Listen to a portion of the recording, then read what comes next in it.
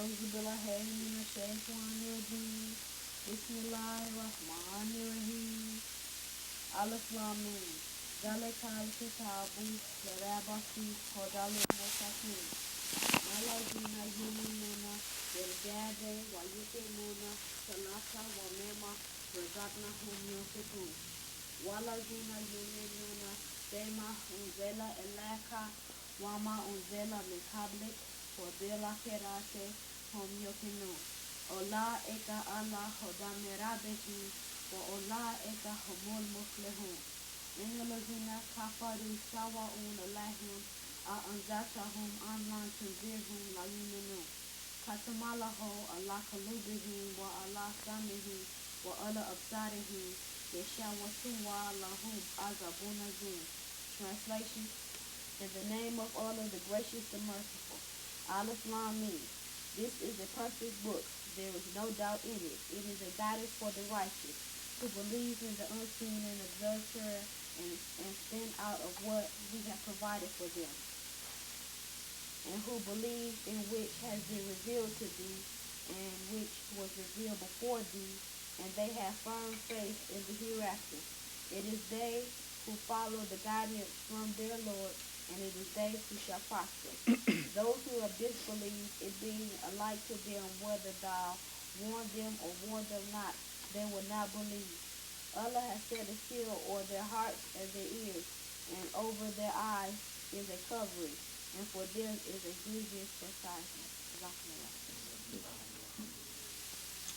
Is it supposed to be with the speaker every time? I believe that Kashan Sahib. I think if we just sit here, it will pick up the. I think we will sit here and pick up the conversation.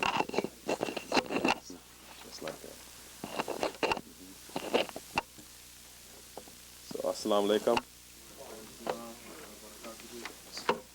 So, by the help and grace of Almighty Allah, we are coming towards the end of our program. The regional Istima today, Saturday, will be the completion of the program. And the completion of the program, we have the most distinguished, beloved President of the Zion Mosque, Dr. Sham Saib. And so Dr. Sham Saib will be giving a speech on the truths of the promised Messiah. So this time, I would like Dr. Shams to please talk to us on the truth of the promised Messiah. Dr. Sham Saib.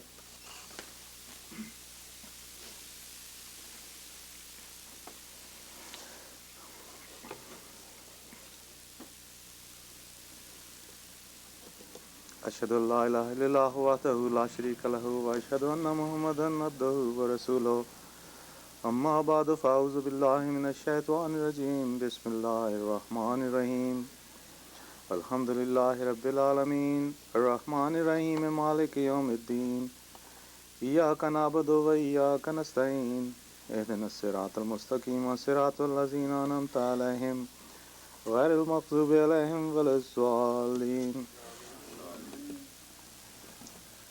Assalamu alaikum. This morning my speech is on the truth of Promised Messiah ﷺ. To judge the truth of anybody, there are certain facts we keep in mind. One is what that man is proclaiming himself to be, what he wants us to believe in, and what is the schedule or the syllabus he is giving us. Secondly, we also want to know whether there is need of that type of thing or not, whether there is need of appearance of such type of person or not, and whether we were expecting that such a person will come and appear among us or not. And then after that, we judge, well, suppose this type of person was needed and had to appear among us due to the prophecies before and certain indications which were given us, then is it that very person? Should we believe that this is the person who is supposed to be that one? Now, how we judge that? We look into the personality of that person, the progeny of that person, whether it fits in with the prophecies and what has been said about that person or not. And after that, we also look into the progress, the follow-up of the mission of that person. So all these events and things and certain events we look into to know whether the person is true or not. So I think these are the standards which are also given in the Holy Quran. We see that the prophets before, they were asked about this very question, whether are you the person who is supposed to come? Are you that person? Or whether the person is needed or not? Were there any prophecies before? And all those things. And what was the type of life of that person before and after the proclamation? As far as the prophecies and the need is concerned for such a person, prophecies are quite clear. All Muslim sects believe in those prophecies. Prophet Muhammad ﷺ had said in many ahadith which are still preserved, though these days in Pakistan certain of the ahadith books, in them many of the ahadith which are about the appearance of promised Messiah and which we have been quoting as references to have been explained out. I don't know why is that, but I think I'll come to that at the end. But there are prophecies and the sayings of the Holy Prophet Muhammad ﷺ about the appearance of promised Messiah. And even before that, in Bible also, we see certain indications what things will happen when the promised Messiah will come. Because even Christians are waiting for promised Messiah. So they have certain prophecies about the events which would happen at the time and the type of appearance of that person. One, Prophet Muhammad ﷺ said that that person will be Ibnul Faris.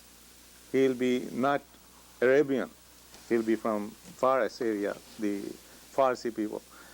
And the progeny of promised Messiah ﷺ tells us that he is one of those. He is one of the Ibnul Faris people. The second thing said is that he'll be from the east. And evidently his whole family was east of the Arabian country, Saudi Arabia, Mecca. And all the time through, this complies on him.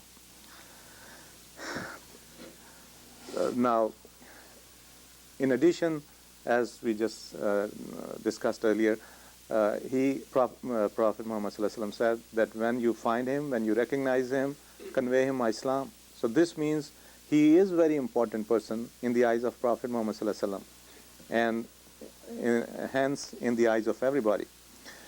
And he has very important mission, and Hazrat Muhammad ﷺ wanted his salam to be conveyed. So these were the things said by Prophet Muhammad ﷺ. Now, in addition, there were other things and events which were supposed to happen, which were not in the power of a man to happen. For instance, the lunar and solar eclipse. They were supposed to happen in the month of Ramadan and near each other within 10 days or so. And this was considered from the very start a very important heavenly sign for the time of appearance of promised Messiah ﷺ. And many of the writers had said and used to preach and used to say in their khutbahs that, oh, this sign is so blessed sign from Allah, which will appear at the time of promised Messiah ﷺ, and how easy it would be, in other words, to recognize him, that a man proclaims himself to be promised Messiah at that time when this sign has happened.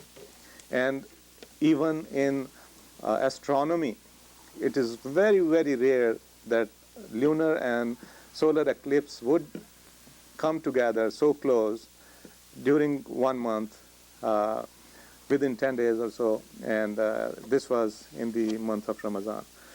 It was very, very rare, and in spite of all these signs which happened, we know the history of Amriyat, how the things are going on.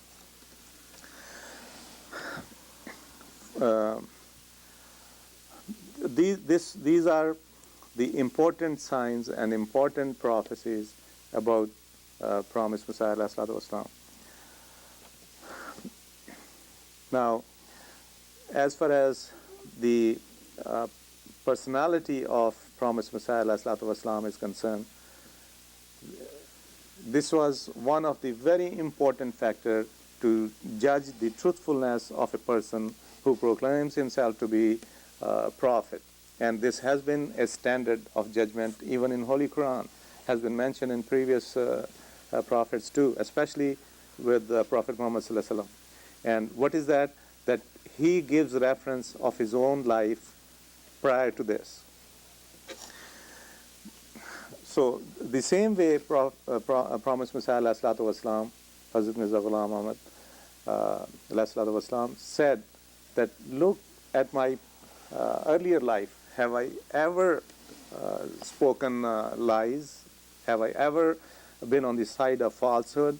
Have I ever been proven to be a bad person in any sense? And from that you can judge what I am saying today is right or not. And this was exactly the same way as Prophet Muhammad sallallahu alaihi wasallam had said. He used to be called Siddiq and Amin, that is the very truthful and the very trustworthy.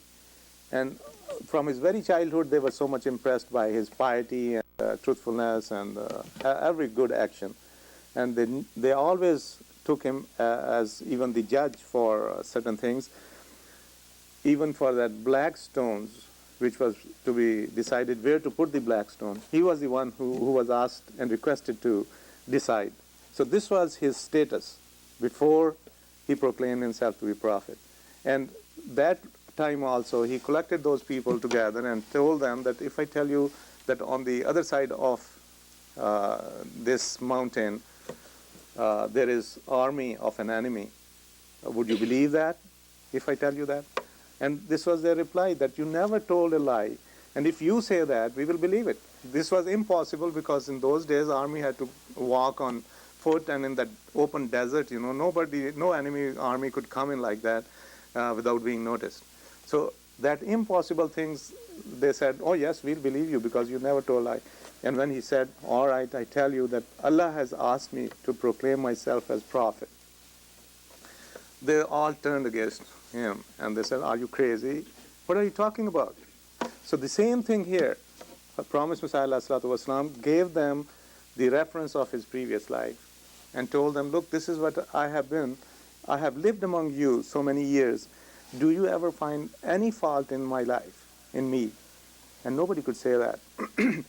And if we go over the life history of promised Messiah ﷺ, we'll know that from the very childhood he was more interested in religious matters, more interested in reading religious books, more interested in Holy Quran, more interested in saying prayers, more interested in staying in the mosque, in some corner of the mosque, praying and thinking over all the problems of Islam, rather than thinking of getting big status, worldly status, or getting a good job and things like that. So much so that he was nicknamed as Masitar. Masitar means the one who is just for the sake of masjid, for mosque. All the time he's just in the mosque. And even when people used to come to see him, his father's friends, they will ask, where is Mirza Sahib? Because Mirza Sahib was being called. Where is Mirza Sahib? So that man went to that place where all others were sitting. They said, pointing to his other brother, that this is Mirza Sahib. So he said, no, I'm not asking about him. I'm asking about the other one, the younger one. So they said, oh, he'll be in some corner of a mosque, go there and find him out. So this is how his early life was. And all the time he was thinking of that. And when he was offered position in some other place, worldly, some at that time clerkship or patwari, something like that, some job he was offered, he was not so much interested in that. He said, I have got job with my heavenly Father, God. I don't consider these jobs as the source of living. God is the one who will provide me. So this was his intentions, this was his approach, this was his thinking all the time through from the very start. And even his sister-in-law, the wife of his brother, she used to say, she used to tell his brother, that his father is alive, and that is why everybody wants to serve him with food and everything and take care of his problem, and he's just sitting there doing nothing. I'll see what happens to him when his father dies, how he will manage his living affairs and everything. And he himself said, I don't care about these worldly things, Allah will arrange. And when his father was to die near death, he had a revelation, Alassallahu bikafin abdahu, that isn't Allah enough for his man. So from this he realized that there is something serious and grievous to happen, and still Allah will take care of his problems. So this was his faith, and this was his approach in early life. And this was not only on the surface like that. His friends had written that. One of his very close friends, Maulana Muhammad San Batalvi, he wrote in his paper, he used to publish a paper, and he wrote in his paper about Prophet ﷺ that from the very start I have found him very pious person, very honest person, and very innocent from the sins. And he is, in my eyes, he is muttaqi. And muttaqi means the one who is pious even when he is in solitude, when he is alone, when nobody is seeing him. In that condition also, he stays a real Muslim and the moment. So that type of person he made him. And then later on, it was unfortunate, later on he became against him when Prophet proclaimed himself to be the prophet who was being awaited for, Muhammad San Batalvi, he turned against him. And once he said, I made him big, and I will see that he comes down to the earth. And Prophet ﷺ said, nobody made me big. It is Allah who gives this guidance and who gives this status, and he's the one who can take it and who can give it. No man should consider that he has made me this way.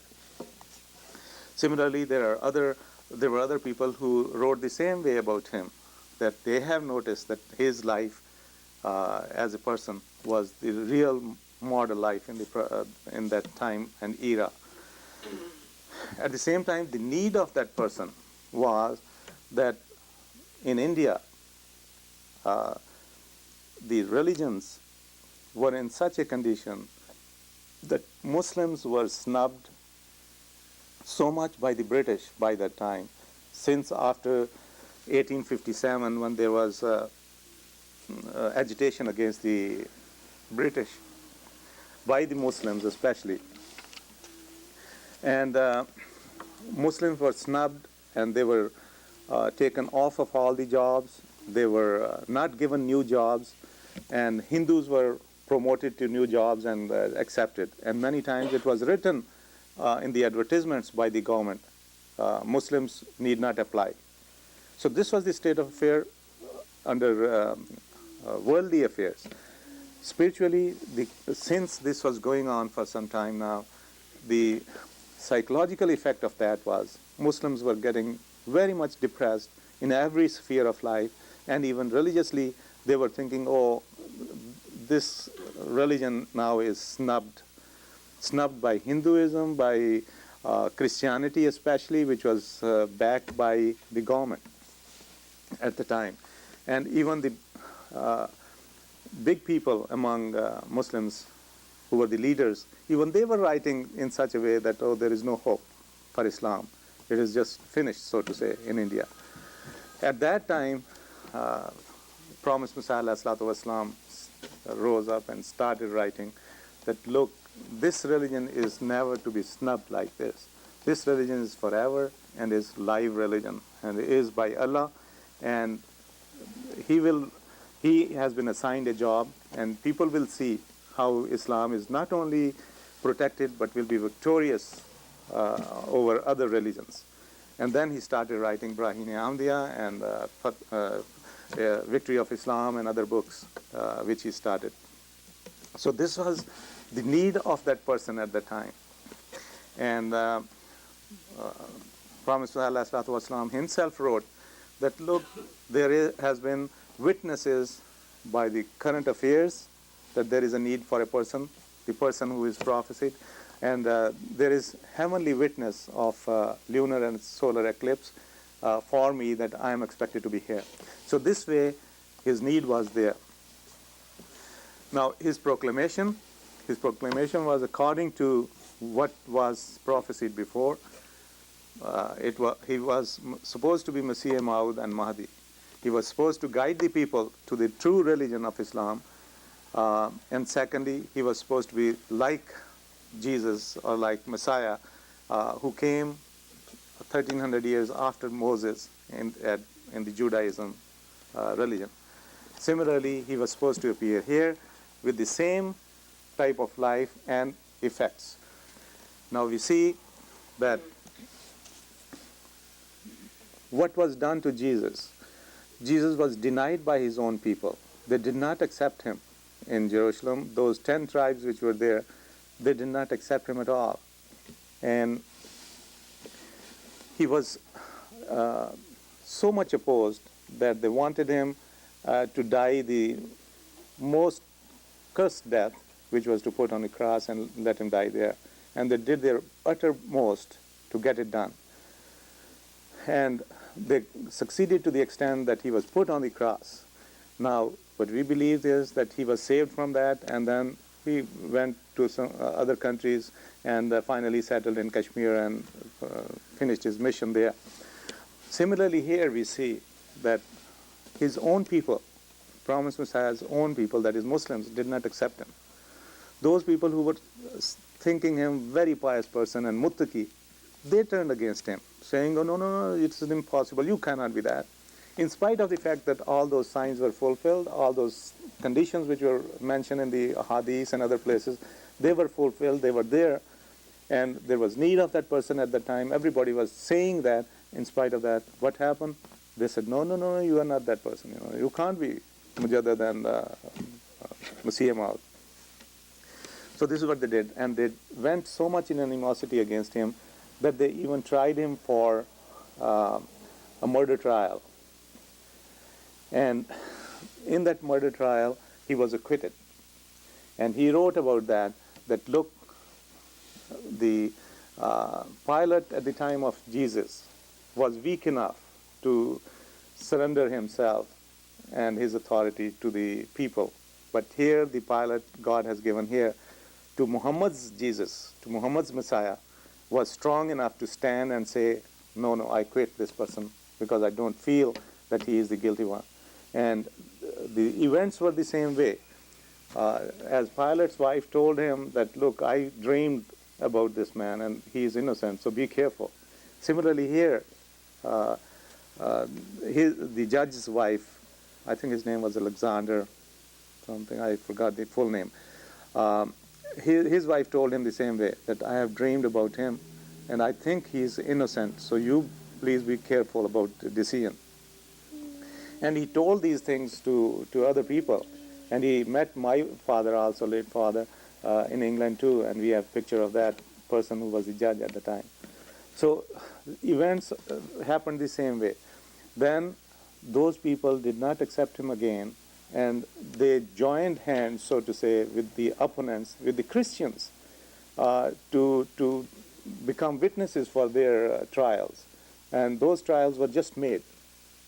So this way the things happened at the time. So we find similarly with the Jesus of Judaism as here with the Jesus and the Messiah of Prophet Muhammad Sallallahu Alaihi Wasallam. Then what is the other judgment we can use for that? What is the other standard? Prophecies are the other standards, What prophecies did he make? Did he prophesy anything? We see here that his prophecies were so many that a book was compiled, which is known as Tazkira. And in that, all his prophecies are collected together. And he himself said that Allah has been talking to me so much and tells me so much that hardly there is any night when I am not told by Allah and pacified by Allah not to worry about these things and that I'll be victorious. And he said this is due to excessive talking to God and having revelations that I become a Nabi. Because Nabi is the one, in terminology, Nabi is the one who is informed of certain things. And he said that due to that, I am Nabi. And again, there was question, what type of Nabi you are, because of Khatam al-Nabiyyin in the Holy Quran.